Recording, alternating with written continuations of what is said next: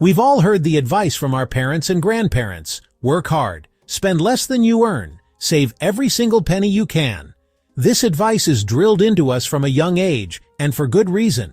It's the foundation of financial responsibility. The idea of diligently stashing away money in a savings account feels safe, secure, and smart. We picture our bank balance slowly but surely climbing, a testament to our discipline and hard work. It's the classic time-tested path to financial stability, or so we are told. We imagine a future where our savings have grown into a massive pile of cash ready for retirement. The problem is, this picture is mostly a fantasy. Saving is an essential first step. You can't invest what you don't have, but it's just a first step. The idea that you can become truly wealthy simply by saving is one of the biggest financial myths. Let's be honest, there's a certain comfort in seeing your money sitting safely in a savings account. It's predictable, it's secure. You know that if you deposit $1,000, that $1,000 will be there tomorrow, next week, next year, plus a few cents in interest if you're lucky. The bank even insures it up to $250,000 through the FDIC, so there's virtually zero risk of losing your principal. This feeling of safety is what makes savings accounts so incredibly attractive, especially for those who are risk-averse. This safety, however, comes at a massive cost, the cost of opportunity. By keeping your money in a savings account, you are intentionally choosing the path of minimal growth. As of today, August 29, 2025, even the best high-yield savings accounts are offering interest rates that are laughably low, often hovering around 1% or even less. When you do the math, a $10,000 deposit might earn you $100 over an entire year. Now let's talk about the invisible force that is actively working against your savings account every single day. Inflation. Inflation is the rate at which the general level of prices for goods and services is rising, and subsequently, the purchasing power of currency is falling. In simple terms, it means that your dollar buys you less today than it did yesterday. It's a silent thief that slowly and methodically erodes the value of your hard-earned cash. While your bank statement might show your balance staying the same or growing by a tiny fraction, your actual ability to buy things with that money is shrinking. Here's a practical example to make this crystal clear. Let's say you have $100,000 sitting in a savings account earning a generous 1% interest per year. After 1 year, your balance will be $101,000. You made $1,000, right? Not really. The historical average for inflation in the United States is around 3% per year. In reality, your purchasing power has decreased by 2%. That $101,000 you have can now only buy what about $98,000 could have bought just 1 year prior. You are literally losing money by saving it. This effect compounds over time, becoming more and more destructive to your wealth. Over a decade, that $100,000, even with its meager interest, would have lost a significant portion of its value. You're trying to fill a bucket with a slow drip while there's a steady leak at the bottom. The only way to beat this silent thief is to ensure your money is growing at a rate that is faster than the rate of inflation. So, if saving is a losing game against inflation, what is the alternative? The answer is investing. At its core, investing is the act of using your money to buy assets that have the potential to generate income and appreciate in value over time. Instead of letting your cash sit idle, you are putting it to work. Think of each dollar you invest as a tiny employee. Your goal is to build a large army of these employees who work for you 24/7, even while you sleep, to create more wealth. This is the fundamental difference between saving and investing.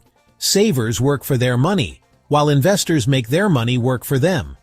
The power of investing lies in a concept called compounding.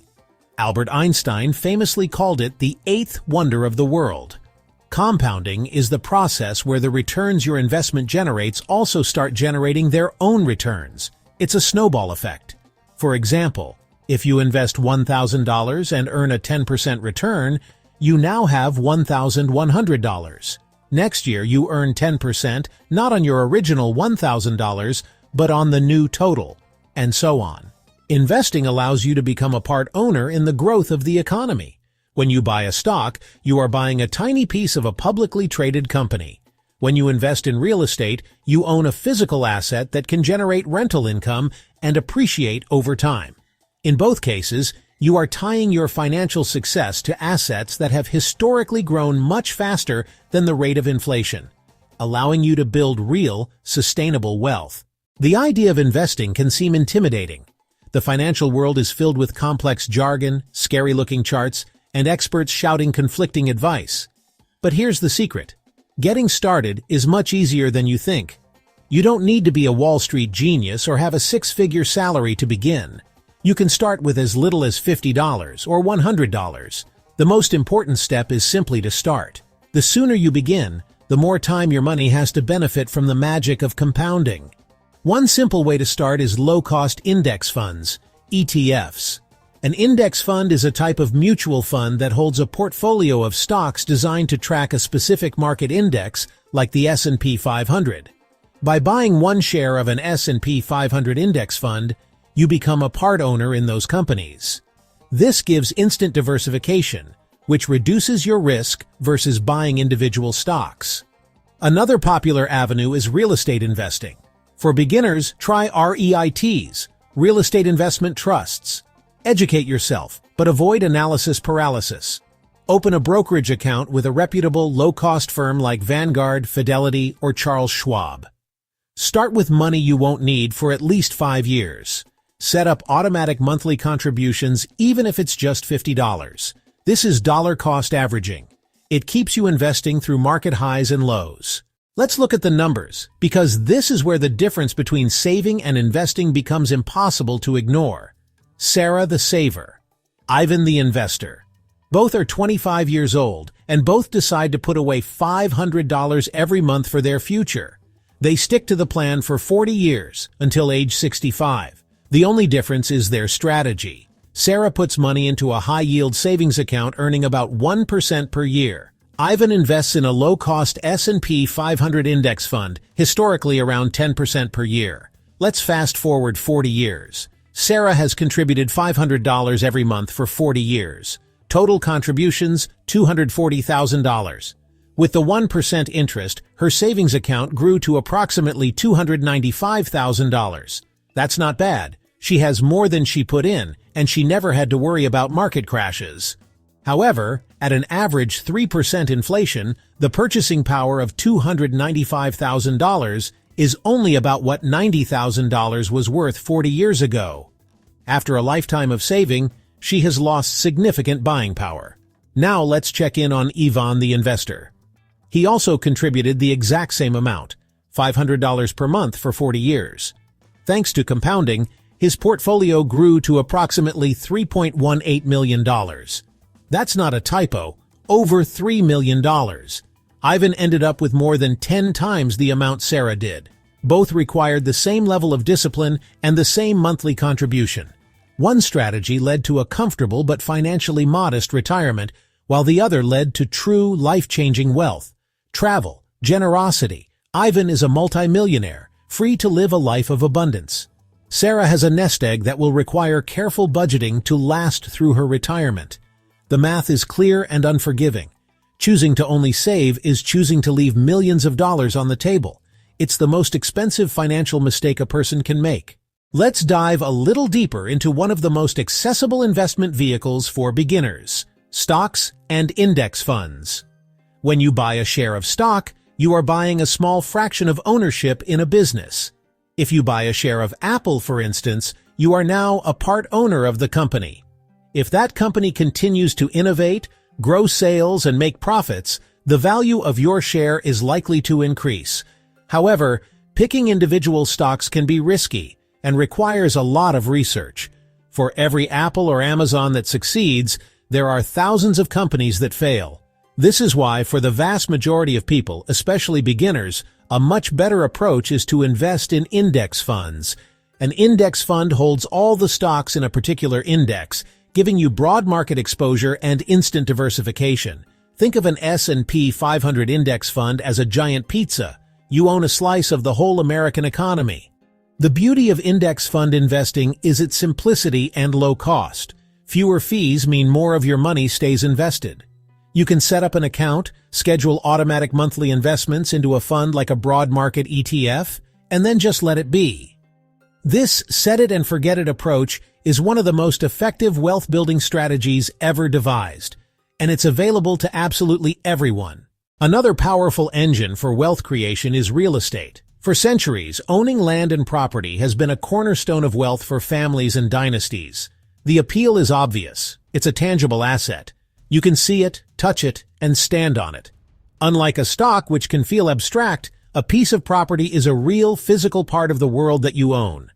The most common way people invest is by buying a property and renting it out, generating cash flow. Appreciation. Property values can rise over time as areas develop. Equity grows as you pay down loans and the asset appreciates. Of course, being a landlord isn't for everyone.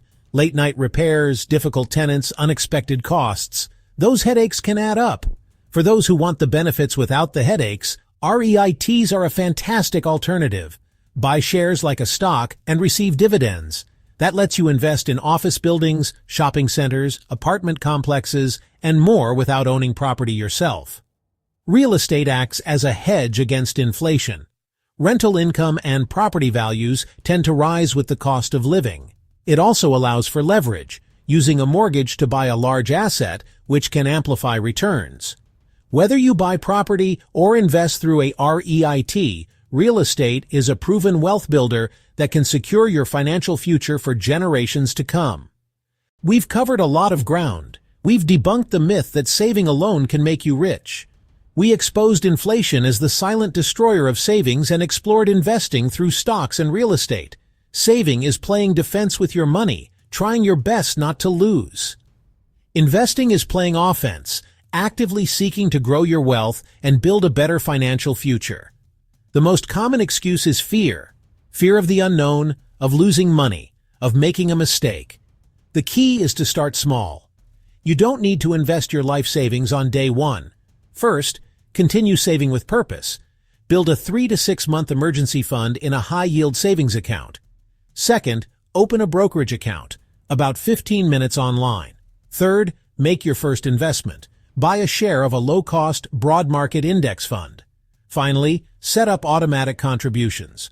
Automation removes emotion and builds wealth consistently. The secret isn't a secret. It's a formula. Spend less than you earn. Invest the difference wisely over long periods. Today, August 29th, 2025, you are standing at a crossroads. Keep walking the saver path. Hard work, diminishing returns. Or take the first step onto the path of the investor. Your future self will thank you for choosing wisely. The choice is yours.